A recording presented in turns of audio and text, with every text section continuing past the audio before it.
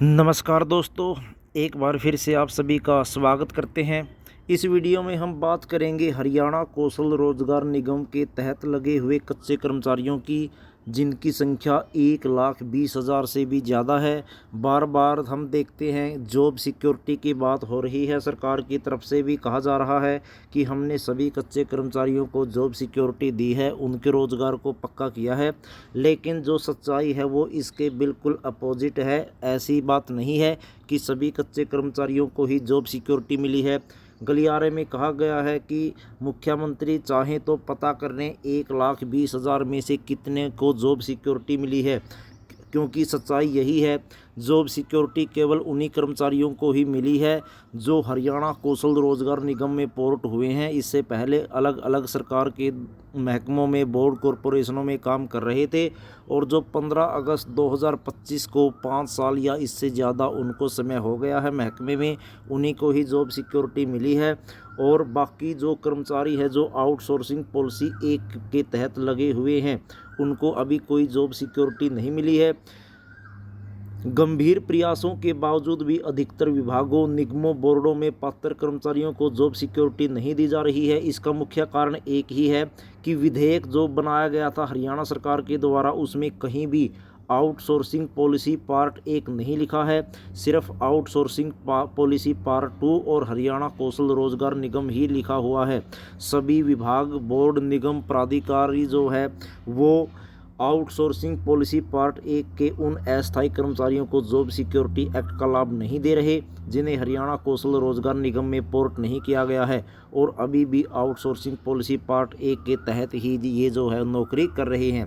तो कुल मिलाकर बात यही है कि जॉब सिक्योरिटी सभी कर्मचारियों को नहीं मिली है। हालांकि सरकार बार बार ये दावे करती है कि उन्होंने कच्चे कर्मचारियों की सर्विस को पक्का किया है, उन्हें जॉब सिक्योरिटी दी है, लेकिन हकीकत ये है आउटसोर्सिंग पार्ट 1 के तहत कर्मचारियों को अभी भी जॉब सिक्योरिटी नहीं मिली है।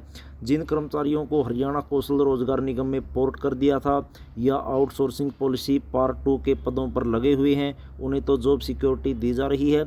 इसलिए गलियारे में कहा जा रहा है मुख्यमंत्री को एक बार ये पता करना चाहिए कि 1,20,000 कच्चे कर्मचारियों में से कितने को जॉब सिक्योरिटी मिली है। अगर देखा जाए तो अभी जॉब सिक्योरिटी एक्ट के नियम जो है बनने हैं, इन नियमों में आउटसोर्सिंग पॉलिसी पार्ट 1 स्पष्ट रूप से लिखा जाए, और ये भी स्पष्ट लिखा जाए कि आउटसोर्सिंग पॉलिसी पार्ट 1 के तहत लगे जिन कर्मचारियों की 15 अगस्त 2024 को 5 साल या इससे ज़्यादा समय हो गया है और वे हरियाणा कौशल रोजगार निगम में पोर्ट नहीं हुए हैं, उन्हें भी जॉब सिक्योरिटी एक्ट का लाभ मिलेगा। जब ये प्रावधान किया जाएगा नए एक्ट में, तब जाकर हम कह सकते हैं कि जो आउटसोर्सिंग पॉलिसी पार्ट 1 के तहत कर्मचारी लगे हैं उनको भी वास्तव में जॉब सिक्योरिटी मिली है, उन्हें भी जॉब सिक्योरिटी का एक्ट मिलेगा। हालांकि सीएम सैनी साहब सार्वजनिक मंचों से ये कई बार बोलते रहे हैं कि आउटसोर्सिंग पॉलिसी पार्ट 1 के तहत कर्मचारियों को भी जॉब सिक्योरिटी दी गई है, मगर वास्तविकता में ये उन्हें ही मिली हुई है जो हरियाणा कौशल रोजगार निगम में पोर्ट हुए हैं। तो दोस्तों, 1,20,000 से ज़्यादा कच्चे कर्मचारी जो हरियाणा कौशल रोजगार निगम के तहत लगे हुए हैं, उनमें आउटसोर्सिंग पॉलिसी 1 के तहत जो कर्मचारी हैं, स्पष्ट रूप से नियम नहीं होने के कारण अभी तक उनको जॉब सिक्योरिटी नहीं मिल पाई है। हालांकि जो 15 अगस्त 2024 को 5 साल पूरे कर चुके हैं आउटसोर्सिंग पॉलिसी 2 या SKRN में जो पोर्ट हुए हैं, उनको तो ज़रूर लाभ मिला है, लेकिन बाकी जो कर्मचारी हैं अभी भी बहुत सारे पेंडिंग है जिनको जॉब सिक्योरिटी नहीं मिली है।